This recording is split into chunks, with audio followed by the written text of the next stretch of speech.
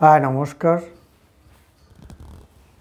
নীলকণ্ঠ Tajik এই জ্যোতিষ পণ্ডিত মহাশয়ের নাম আপনারা অনেকেই জেনে থাকবেন। তিনি জ্যোতিষশাস্ত্রকে সমৃদ্ধ করবার জন্য 16টি মূল্যবান সূত্রের তিনি উল্লেখ করেছেন। যে 16টি সূত্র যদি আমি পরপর নাম বলে যাই তাহলে নামগুলো হচ্ছে এরকম: ইক্কবাল যোগ।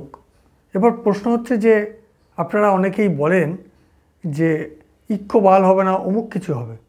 মানে দেখুন, গ্রন্থ অনুযায়ী মূল যে গ্রন্থ, সেই মূল গ্রন্থ থেকে যখন বিভিন্ন ভাষায় বিভিন্ন দেশে একই আকর জিনিসটুকু অনুবাদিত হতে হতে থাকে যুগের পর যুগ, কালের পর কাল, তখন তার শব্দ চয়নে বা শব্দ গঠনের ক্ষেত্রে বা নামকরণের ক্ষেত্রে অনেক পরিবর্তন হতে পারে। তারপরে আমাদের এই ভারতবর্ষের মতো জায়গাতে দেখা গেল গ্রন্থটি প্রথম হিন্দি বা সংস্কৃত ভাষায় অনুবাদিত হয়েছিল কিংবা ইংরাজিতে, তারপরে সেখান থেকে বাংলা ভাষায় অনুবাদিত হয়েছে। তাই হিন্দিতে উচ্চারণের সঙ্গে ইংরাজি উচ্চারণের, সংস্কৃত উচ্চারণের, তার সঙ্গে বাংলা, তামিল, উড়িয়া বিভিন্ন যে আঞ্চলিক উচ্চারণ, তার মধ্যে কিন্তু অনেক প্রভেদ তৈরি হয় বা হওয়াটাই স্বাভাবিক। তাই যে নামকরণগুলো করব সেটা নিয়ে অনেকে, আমি দেখেছি এর আগেও বিরূপ মন্তব্য আপনারা করছেন, কিন্তু আমি মনে করি যারা এই শাস্ত্র সম্বন্ধে যথেষ্ট ওয়াকিবহাল তারা কিন্তু এই বিষয়ে খুব একটা মন্তব্য করবেন না। তারা বিষয়টা সম্বন্ধে জ্ঞাত থাকবেন যে কেন এই জিনিসগুলো হয়ে থাকে। আমি কাউকে ছোট করবার জন্য এই কথাগুলো বলছি না। তাহলে 1 নম্বর হচ্ছে ইক্কবাল যোগ, 2 হচ্ছে ইত্থশাল যোগ, 3 নম্বর হচ্ছে ইশরাফ যোগ, নক্ত যোগ, জামায়া যোগ, মর্নু ম নয় রেব দীর্ঘ ড মন্নুড যোগ, কুম্বলা যোগ, গৈরিক কুম্বলা যোগ, ইন্দুবার যোগ। এগুলো আপনারা লিখে নিতে পারেন, আমি পরে ধীরে ধীরে সব কিছু ব্যাখ্যা করব। খল্লাসার যোগ, লদ্দ যোগ, দুক্কালি কথ্য যোগ, তুথ্য দাবির যোগ, তম্বীর যোগ, কুত্থ যোগ, দুর্ফা যোগ। এই যে এগুলো যোগ বলতে কি, এগুলো একটা গুরুত্বপূর্ণ সূত্র। এই সূত্রগুলো আমাদেরকে একটি জন্মছক বিচারের ক্ষেত্রে সহযোগিতা বা সাহায্য করে থাকে।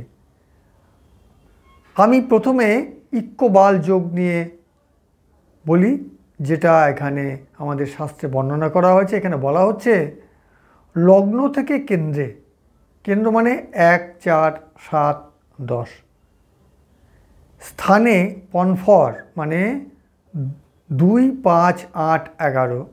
তাহলে কেন্দ্রে এবং পনফর স্থানে যদি সমস্ত গ্রহ থাকে তাহলে ইক্কবাল যোগ হয়। যোগ হলো, রেজাল্টে কী হবে?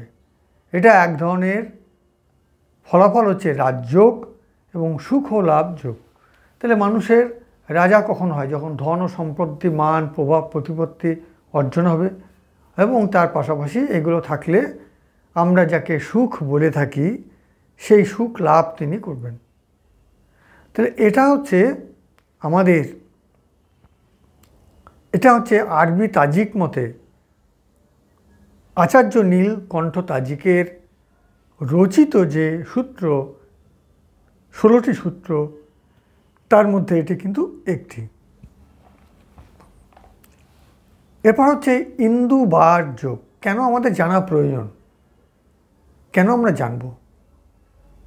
তার কারণ এই ধরনের কন্ডিশনগুলো যদি আমরা ধরতে পারি তাহলে রেজাল্ট বলতে আমাদের অনেক বেশি সুবিধা হবে। আমাদের মেন উদ্দেশ্য কি? আমাদের মূল উদ্দেশ্য হচ্ছে ফলাফল বলা, একটা জন্মছক দেখে কি হতে পারে তার একটা প্রেডিকশন করা। ঠিক আছে? ইন্দু বার যোগ,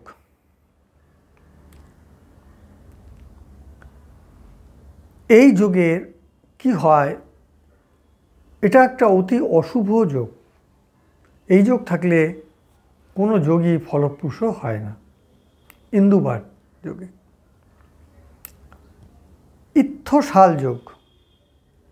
ইত্থশাল যোগ হচ্ছে লগ্নপতি মানে লগ্ন লর্ড এবং প্রশ্ন ভাবপতি, যে বিষয়ে কোশ্চেন করা হচ্ছে। এই দুই গ্রহের মধ্যে অপেক্ষাকৃত দ্রুতগামী সম্পন্ন গ্রহটি অপেক্ষাকৃত মন্দগামী গ্রহের পেছনে থাকলে এই শীঘ্রগামী গ্রহই হবে মন্দগামী গ্রহকে স্বীয় তেজ প্রদান করে। এর নাম হচ্ছে ইত্থশাল যোগ। আমরা যদি 9টি গ্রহ সম্বন্ধে চিন্তা ভাবনা করি তাহলে কোনটি দ্রুত পরিক্রমা করছে সেটা হচ্ছে দ্রুতগামী যোগ, আর যেটা ধীরে ধীরে পরিক্রমা করছে সেটা হচ্ছে ধীরগামী যোগ। তাহলে এই যে যোগ, আমরা এই যোগগুলো সম্বন্ধে জানার চেষ্টা করব এবং এই যোগগুলো আমি ডিটেলস আলোচনা করব। সেটা হচ্ছে যারা চ্যানেলে মেম্বারশিপ নিয়ে রেখেছেন সেখানে স্পেশালি আমি বাকিগুলো আলোচনা করব। এখানে দুটো আপনাদের সঙ্গে আলোচনা করে রাখলাম এই জন্য যে এই যোগগুলো আপনাদের কি কি বেনিফিট দিতে পারে। ঠিক আছে? এরপরে দূর্ফা যোগ আলোচনা করে আজকের এই ভিডিওটি শেষ করব। দূর্ফা যোগ, অনেকে দুরফাও বলে থাকেন। এর শব্দের অর্থ হচ্ছে নির্মাল্য বা নির্মল, বলহীন। লগ্নের ষষ্ঠ, অষ্টম, দ্বাদশ বক্রগতি সহ শত্রু ক্ষেত্রগত গ্রহ, নীচ রাশিগত পাপযুক্ত গ্রহ, অশুভ গ্রহের সহিত ইত্থশাল যোগ হইলে দুরফা যোগ হয়। এই যোগে গ্রহের তারতম্যের উপরে নির্ভর করে। তারতম্য মানে বুধ একরকম ক্যারেক্টার বিলং করে, শনি একরকম ক্যারেক্টার বিলং করে। তো সেই এক একটি ভাবে কীরকম গ্রহ থাকছে তাদের তারতম্যের উপরে ভিত্তি করে ফল হয়।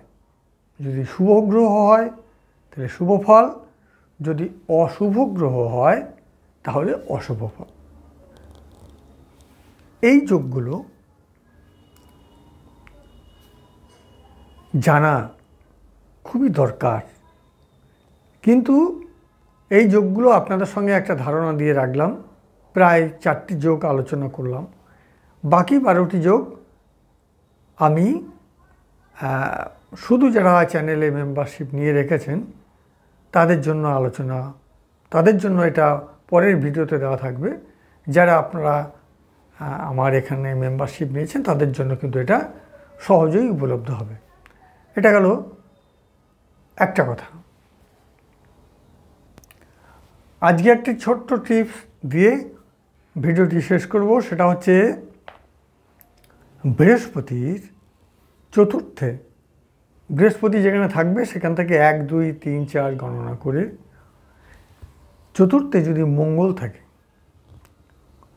তাহলে প্রায় দেখা গেছে এটা প্রায় 75 থেকে 80% চার্টে স্বামী স্ত্রীর মধ্যে মনোমালিন্য হওয়ার সম্ভাবনাটা কিন্তু বেশি হয়।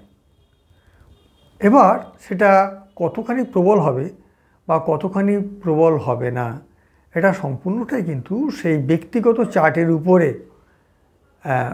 অন্যান্য গ্রহের অবস্থানের উপরে নির্ভর করছে। তাহলে আজকে আচার্য নীলকণ্ঠ তাজিকের মতামত অনুযায়ী তার যে পরামর্শ, 16টি তিনি মূল্যবান যে উপদেশ দিয়েছেন তার মধ্যে প্রায় 4টি আপনাদের সঙ্গে আলোচনা করলাম এবং একটি গুরুত্বপূর্ণ টিপস জ্যোতিষের শেয়ার করে আজকের মতো আপনাদের কাছ থেকে বিদায় নিচ্ছি। সকলে ভালো থাকুন। পরে বৃহস্পতিবার যে ভিডিওটি আপনাদের জন্য আনছি সেখানে আরও একটু ভালো ভালো জিনিস থাকবে আশা করি। আর সবাইকে অনুরোধ করব আপনারা এই মেম্বারশিপ নিন। মেম্বারশিপ নিলে কি হবে, একটি শিক্ষা প্রতিষ্ঠানে বা কোথাও জ্যোতিষ শিখতে গেলে আপনাকে ধরুন একটা সময় ব্যয় করে যেতে হবে, অনেকটা কষ্ট করতে হবে।